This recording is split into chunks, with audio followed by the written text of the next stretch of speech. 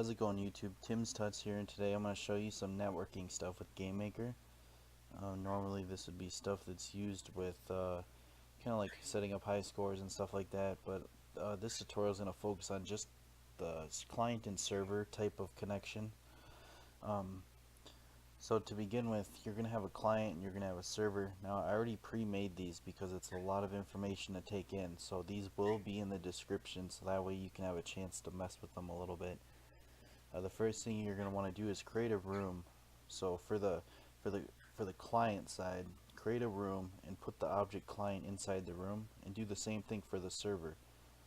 Create the room, put the server in the room.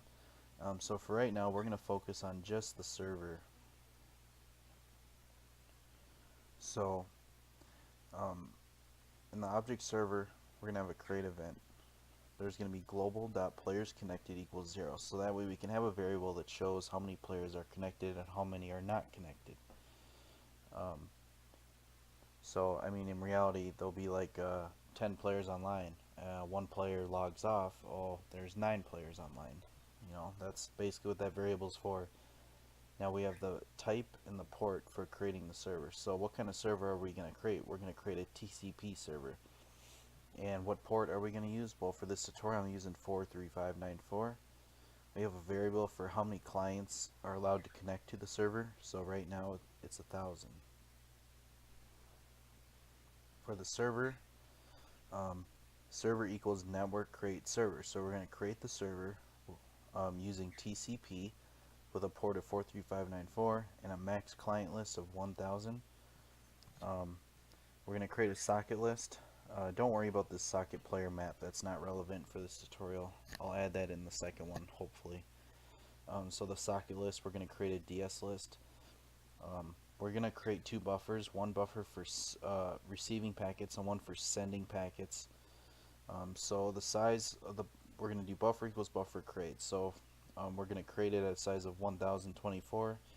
A type, the kind of buffer it's going to be is a fixed buffer. Now if you're not sure what that is, you can just go to the documentation. You can read some stuff on it, help you learn about it a little bit. And for the alignment, we're going to use 1. Now this buffer here is a buffer grow. It's a little bit different. Buffer just grow means it can expand a little bit to what it needs. So that's really all you need for that. And then in the step event, using that socket list, we're going to go through all the sockets that are currently connected and send the packet of players connected over to all the clients. So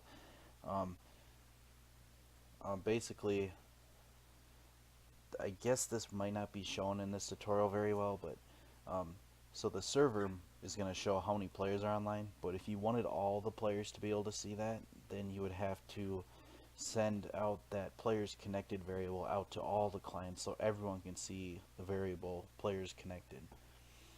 So I guess we can do that during this tutorial. On the game end, you're going to want to destroy the server, the buffer, the socket list, and the player map.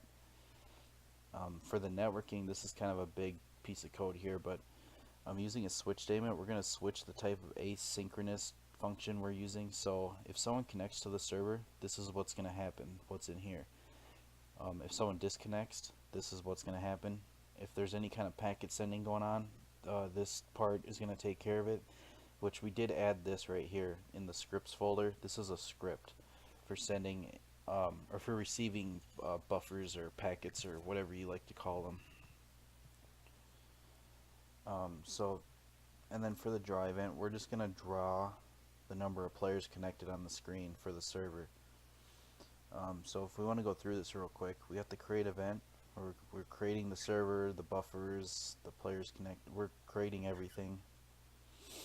In the step event, we're going to actually send that out to everyone. So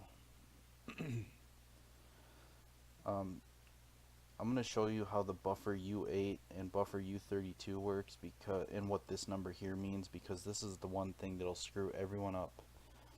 These 3 lines here are probably the most confusing thing about networking to beginners, when really they're not that hard at all. So let's take a look at our networking event for the server. So when a player connects, we're going to open up a socket, or not open up a socket. We're gonna um, open up a DS map, and we're gonna add the socket to the socket list. So basically, what it's saying is, okay, there's someone connecting. Let's make a list and put them on the list of people that are connected. And then, of course, if someone does connect, we have to change the global.players connected to plus equals one. So we're adding one. So every time someone connects, the players online is going to go up. For the disconnect, this is the same thing, but in reverse order. They're going to open up the DS list, and they're going to find that player that's connected, and they're going to delete them, and then they are going to subtract one from the players connected. So it's just basically connecting and disconnecting. Don't worry about this socket player map. This is for something else that I haven't added into the tutorial quite yet, so don't worry about that. Alright, so here's a variable find socket. So opening up the socket list, we're going to find the socket in the socket list.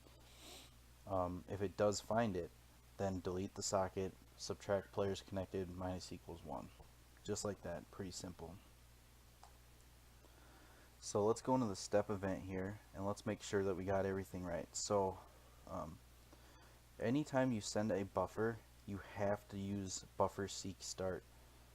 Because otherwise, if you have a buffer already sending information and the buffer's not at the start, when you receive the packet, it's going to be all screwed up. So anytime you send a buffer, you have to set the buffer to start at the very beginning of the buffer. So that's this code, buffer seek. So for the buffer seek, which buffer are you going to send over? So we're going to do the send buffer variable, which is what we have in the create event. And where's the base of the buffer you're sending? Is it at the middle, beginning, the end? Well, it's at the start. So we're going to do buffer seek start, and the offset is going to be 0. Now, after you set the buffer to start at the very beginning of the base, then we can start writing the information that we need to send over. So which buffer are we writing to? We're writing to the send buffer, which is what we created in the create event. It's going to be a U8 buffer, and the value is going to be 1. So let me explain what these buffer U8s mean. Okay, so a buffer U8, you don't want to send anything in a buffer that's unnecessary. So a buffer U8 is an unsigned 8-bit integer. This is a positive value from 0 to 255. So usually for basically the buffer U8 is going to be the message ID, and I'll explain more about that later, but it's going to be any number under 100. I mean, if you're going to use any number that's even less than 100, there's no reason why we need to use like a buffer U16, which is any number from 0 to 65,000. It's just unnecessary. I mean, it would make no sense to use that when we're not even going to come close to 1,000. We're just using under 100, so might as well just go with the buffer U8. So we're going to write to the buffer the message ID, so that's going to be 1, and buffer write send buffer U32. Now a U32 is an unsigned 32-bit integer that is a positive value from 0 to 4 million, or it's probably more than that. It looks like 4,294,967,295. And for that, we're going to send players connected.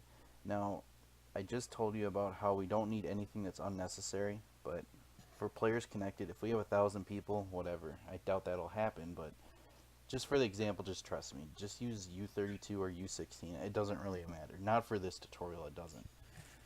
I just wanted to make you aware that when you make and build bigger games, to not go overboard with it. So, okay, so we set the buffer to the start. We got the message ID is 1, and we're sending the players connected. Now it's time to actually send the packet over to all the clients. So, network send packet. So, using this for loop here, it's going to go through all of the sockets and send out the buffer to every single one of them. So this is who we're sending it to, which is all the clients. This is the buffer we're sending, the send buffer, which is in the create event, and we just put the data in the buffer, and buffer tell send buffer. Okay, so we're telling the buffer to put send buffer in there. Sorry. Okay, so it's pretty simple. So you put the buffer at the start, throw all the info in it you need, and then you send the packet over. It's that simple. Now we're going to move over to the client side, and I'm going to explain to you how this is working. Okay, so you remember when I told you that the buffer write or the buffer U8, we're sending the message ID. I'm gonna put a comment there. Okay, so in order for the client to read it, it needs a specific message ID. So, okay, I'm gonna put equals 1. Okay, see how this number equals 1? Okay, let's go over to the client side. Okay, so whenever you're receiving packets, it's always going to be in the script folder, receive packets. Same for the server. They both have the same script. So if you're sending a packet from the client to the server, well, the server is going to read it in this script and vice versa. So anyway, remember how that message ID equals 1? Well, this is where it comes in handy. So the buffer is the argument. Oh, I'm sorry. That's in the networking event. Don't worry about this. Message ID equals buffer read buffer U8. So anytime you send over a buffer, let me explain something. See how this says buffer U8 with a message ID of 1? Well, if this were to say buffer U32, it would not read the buffer correctly because we weren't sending over a U8. We weren't sending over a U32. So for example, if that's buffer U32, we're not going to get a message ID from the server because we sent over a U8, not a U32. If that makes sense. So this is that variable that says 1 that we were talking about. Okay. So message ID equals buffer read buffer U8. Okay. So we're gonna switch the message ID. Okay. So let me go back here, and I can't stress how important this is that you understand this. So we put the buffer at the start. Now the first thing we do is send the message ID. So if we were to change this number to, let's say 122, we could. We'll do 122. And then we'll go over to the client here and we'll do 122. That's the same number. So the client's going to receive the packet. The message ID is going to be 122, so it's going to say, okay, we need to do this code here. So global.playersOnline equals buffer read buffer U32. Okay, so U32, we just sent that over as well. This is the U32. So it goes in order from top to bottom. So we send the message ID over first, which we already read this variable on the client side. Now we have to read this. So it goes in order. So we can't read this line and then the line above it. It goes from top to bottom. So we're reading this one now. This is the global.playersConnected. So on the client side here, we're going to create, well, the variable global.playersOnline is already in the create event. Here, let me show you. So in the create event, oh, it's actually not. Let me type it in there. Okay, so you would create a variable, global.playersConnected equals 0. Okay, so this is for the player. The player is the client. So we created that variable, playersConnected equals 0. Or connected, like this, playersOnline. We'll do playersOnline equals 0. It doesn't matter what it's named. It doesn't have to be the same name as the server because these are two different projects we're working on. They just connect to each other. So the variables, if they're not being sent over, well, actually that doesn't matter either. No, they just don't have to be the same. Don't worry about it. So anyway, global.playersOnline, what does that equal? Well, it equals the buffer we sent over from the server. The server sent us how many players are online, so we're going to read it and put it into a variable. So global.playersOnline equals buffer read. We're going to read the buffer that we're receiving, and we're going to read the U32 that it sent over. Right here, this is the U32. This is the buffer that it's reading, so it's going to read this number that it sent over. So the server is going to be like, okay, we have 10 players online. Let's throw that in the buffer, send it over to all the clients, and yeah, it's pretty simple. So if you can make an alarm to kind of, you know, shut down the receiving process if you want. So you can have like maybe the players online getting sent over like once every 5 minutes or something like that. But really, this is the amount of data this sends is like nothing, so it's not going to hurt anything. And then in the destroy event, we're going to, if the player disconnects, we're going to destroy the socket between the client and the servers. And then in the networking event for the client, all we need is the case network type data, and this is just for reading the buffers. We're gonna create a draw event, and we're gonna do draw set color C red, and we're gonna do draw text. We'll do let's do 100 by 100, and we're gonna do players online plus string global dot players online. All right, so in the create event for the client, one thing that's important is the server IP right here. Now, for example, if you had like a virtual private server, like one that you rent for like 15, 20 bucks a month, the IP that would go in here is the static IP or the dedicated IP or whatever comes with your package, and that'll allow people to connect. If you want to connect or just have like a few friends come online, you have to go into your router and do some port forwarding and stuff like that, which I'm not gonna. You can find plenty of tutorials of that online. It's pretty easy. So just keep that in mind. Local host, that just means it'll allow me to connect to my own server while I'm on, on the same computer. Okay, so we have all the information we need to connect to the server. Um, Everything's reading properly. So let's just go back to the server side here, and let's make sure we got everything on here. So on the scripts receive packet, oh, this is one thing that we aren't keeping track of. I don't think this is a big deal, but one thing we're not doing is you can ignore the script receive packet for the server. I'll keep it in there, but we're not doing anything with this. But this is just showing that we can read the players connected from the client, but we don't need that anyway because anytime someone connects, it changes that variable anyway. So let me show you here. If we run the server right now, it should just be a box and it's going to show a number. It should be a number 0 for how many players are currently connected to the server, which is obviously 0. So take a look at this really quick. Alright, so this is the server we just ran right here. Okay. Now for the client, I'm actually going to shrink those a little bit. Okay, so here's the server. Let's run the client. Now when the client runs, it's connecting to the server. This number should change to 1. So we're just going to wait a minute for it to open. It even shows on the bottom how many clients are connected inside the compile box, which is nice too.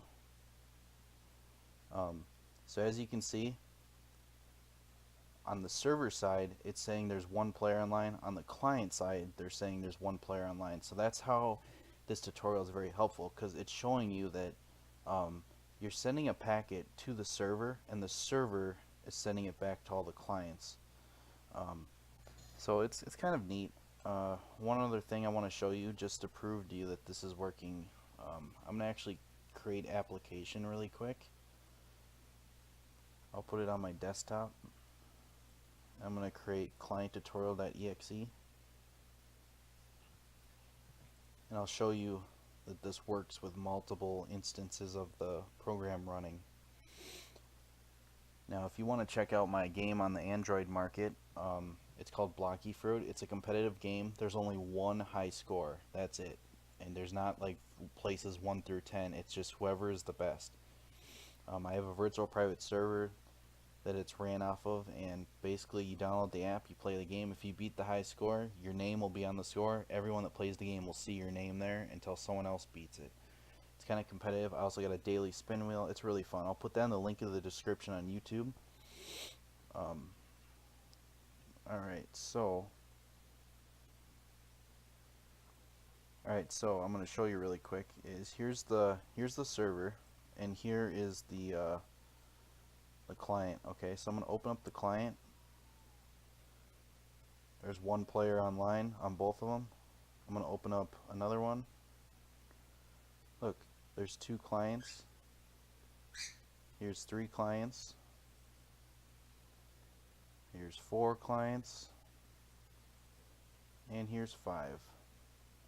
So as you can see, This one here is the server because it doesn't have the players online text. It just shows how many are online. Um, oh, also here, let me show you. So let's say one of the players decides to disconnect. Disconnect, it changed to 4. All of them say 4. So if we close this one, all the clients are going to update to 3. And that's how a server and client connect and send data to each other. Now this tutorial is very basic. I'm going to make more on how to do a high score type system, update checker, a newer version of my update checker, stuff I'll release eventually, but this will kind of get you started. You can always look up tutorials on Google or the Yo-Yo Games community, and you can just kind of piece together your own way of doing things, and that's the best way to learn. Now I'm going to put both of these projects in the description along with the link to my game Blocky Fruit. Take a peek at it, and thank you guys for watching, and I hope you enjoyed my tutorial on networking.